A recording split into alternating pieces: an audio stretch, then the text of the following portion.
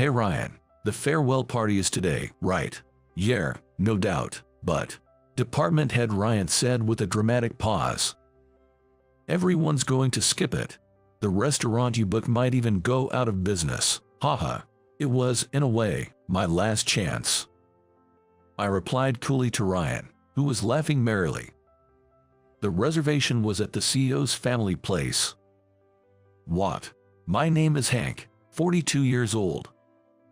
After graduating from an engineering college, I've been working for about 20 years.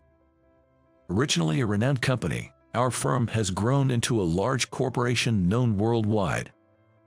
It started as a small factory making screws, but now it includes apparel and financial markets, forming a major corporation with many subsidiaries. As an employee of one such subsidiary, I was recently assigned to a newly established daughter company.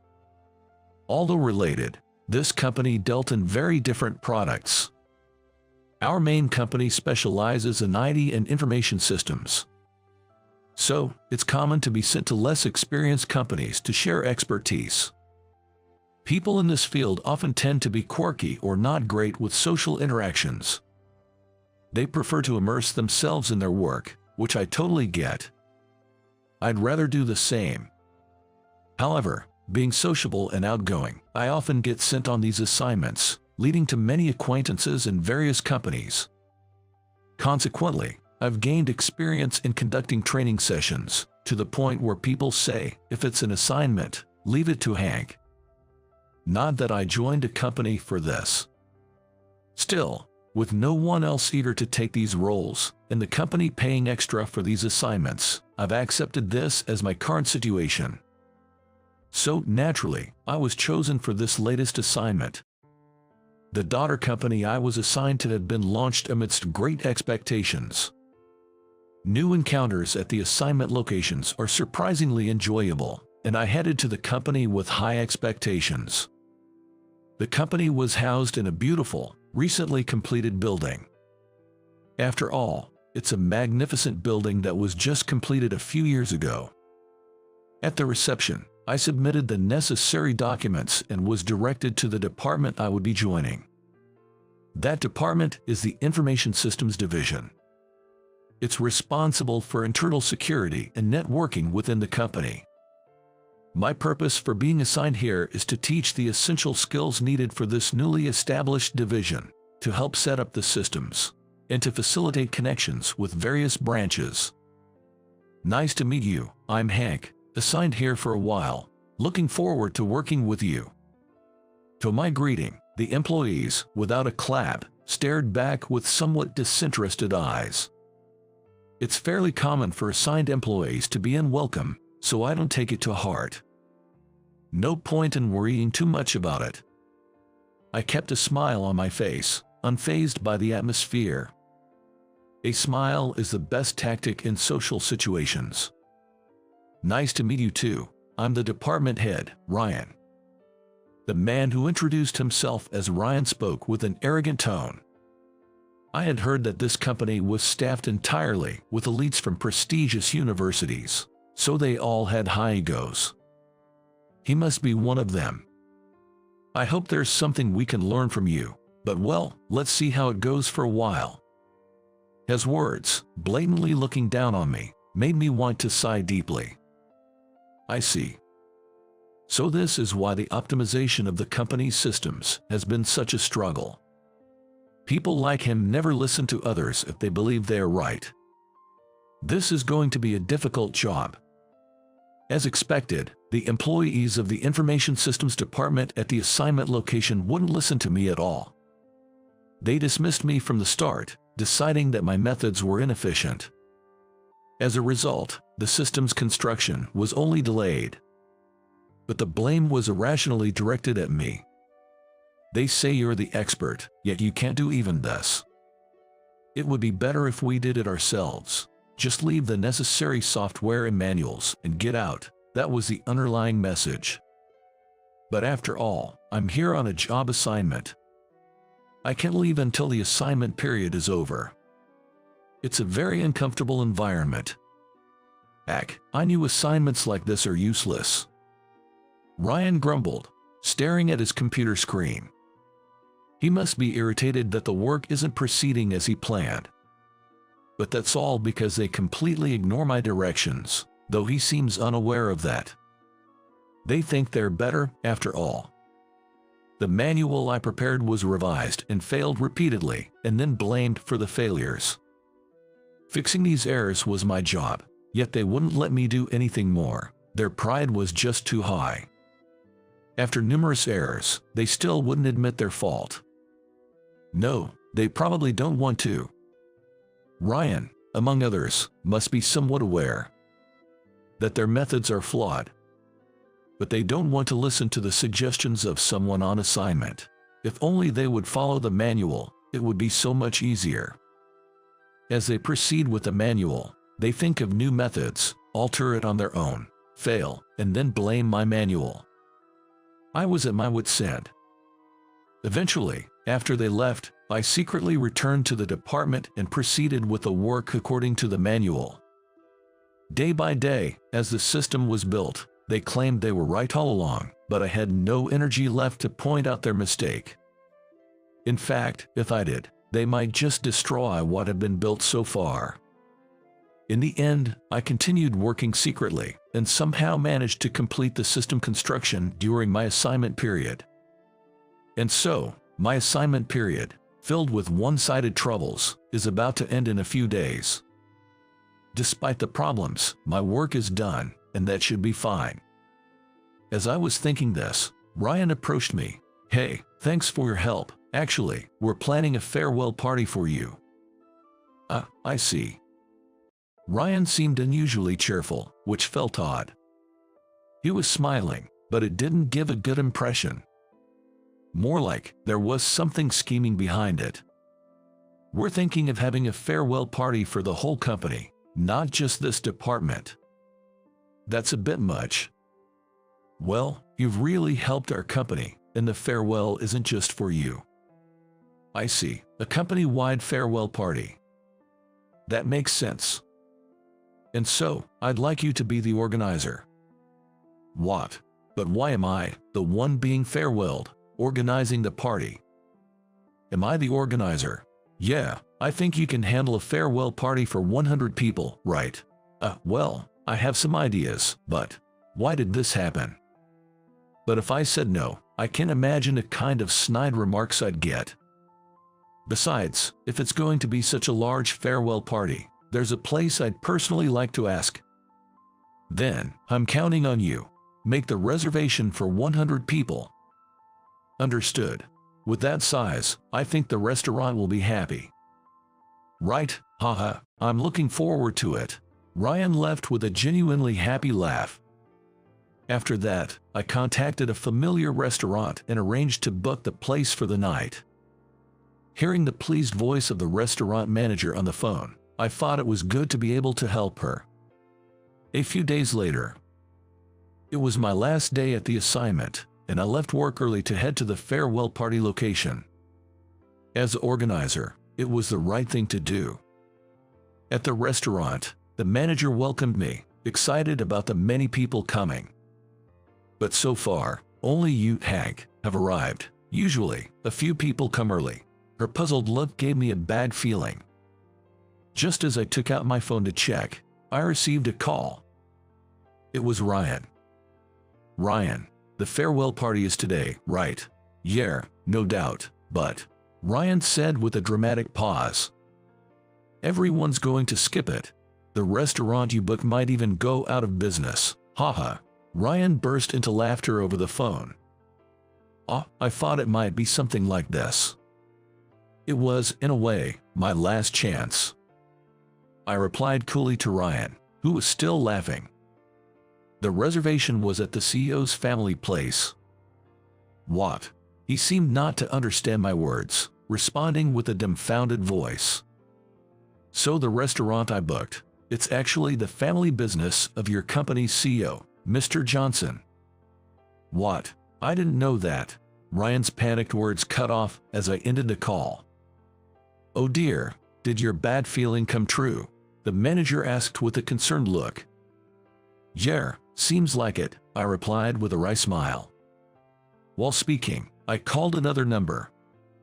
Hey, it's been a while. Looks like I got played, so proceed as planned, please.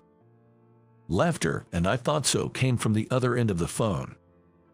Hours later, the restaurant was overflowing with guests enough to justify a private event. Wow, the food here is really great. The variety of drinks is amazing too, isn't it? Well-dressed men commented. I'm glad you like it. Please enjoy yourselves. They all responded with joy to my voice. By the way, this place is your family business, isn't it? Yes, indeed.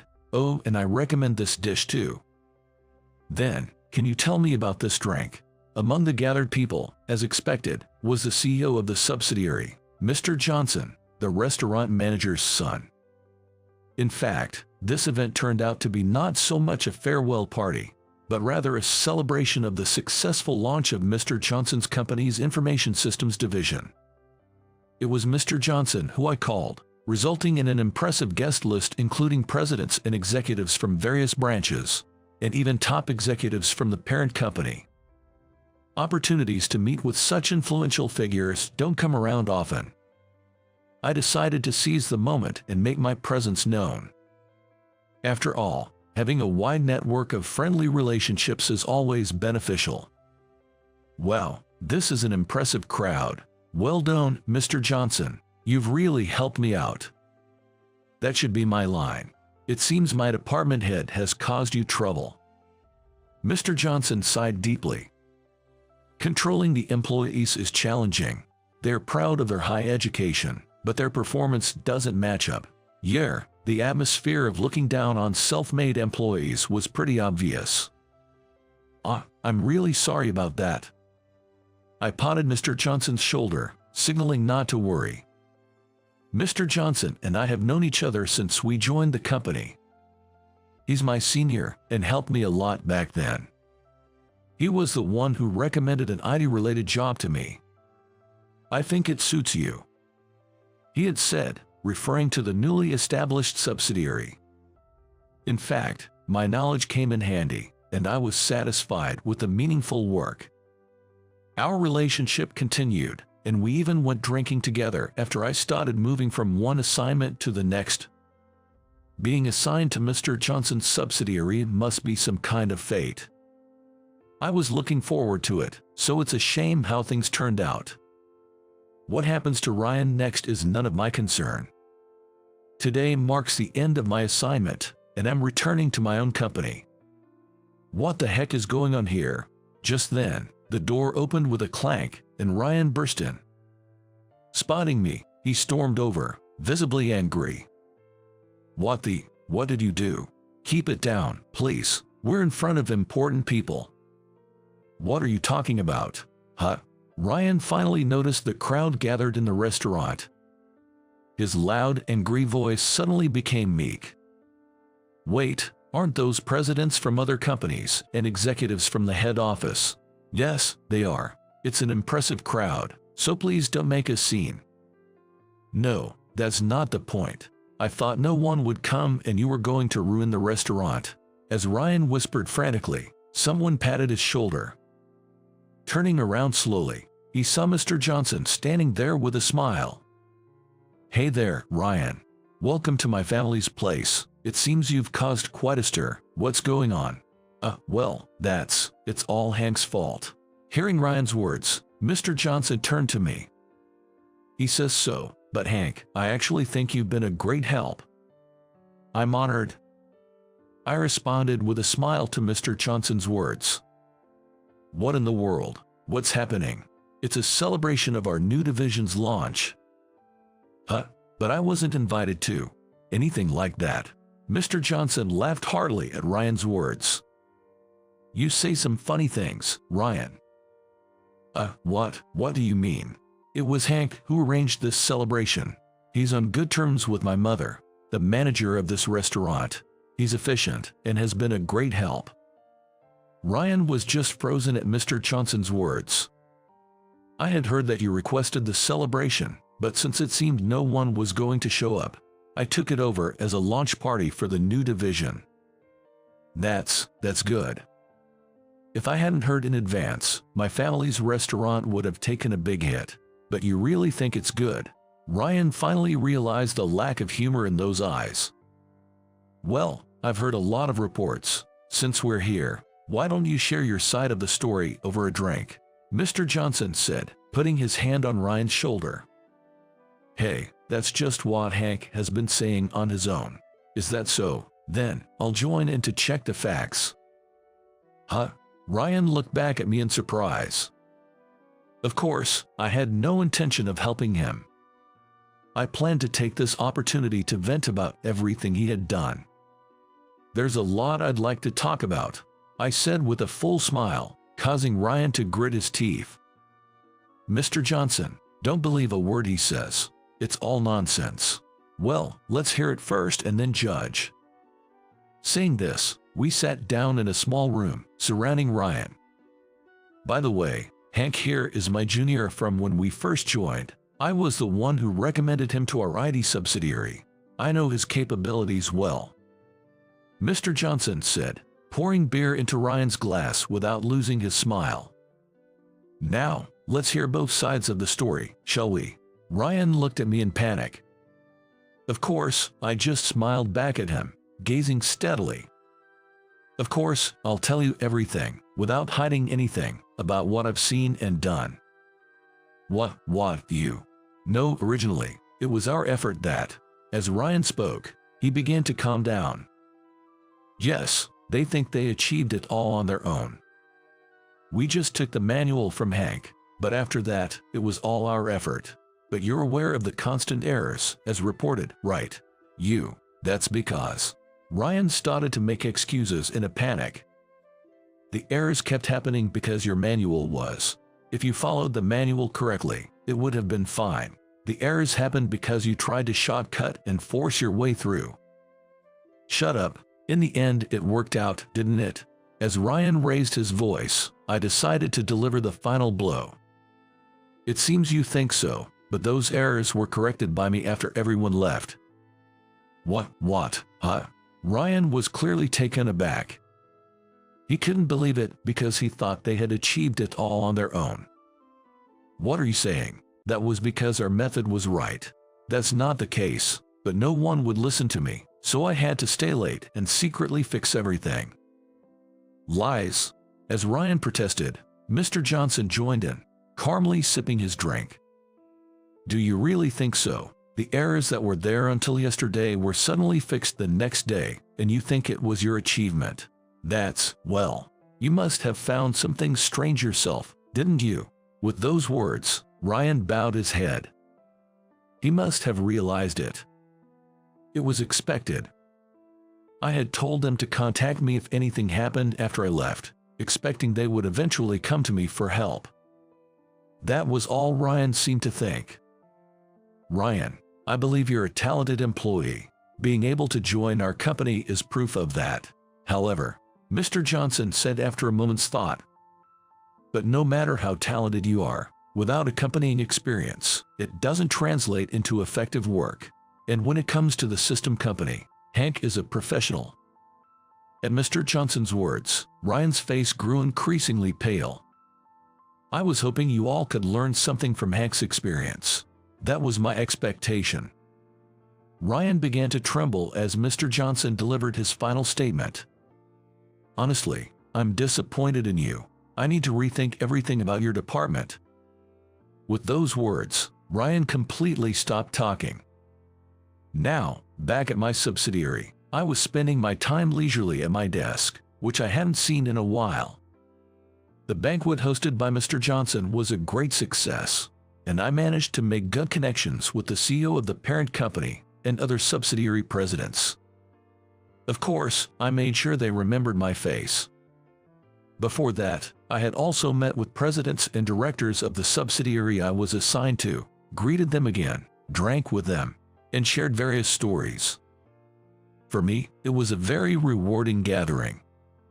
As for Ryan, despite it being a celebration for the information systems department, questions arose about why only the department head showed up. He could hardly answer and disappeared before anyone noticed. Later, I heard from Mr. Johnson that the position of department head had been given to someone else. Ryan was demoted to a regular employee in the information systems department and had to start learning everything from scratch.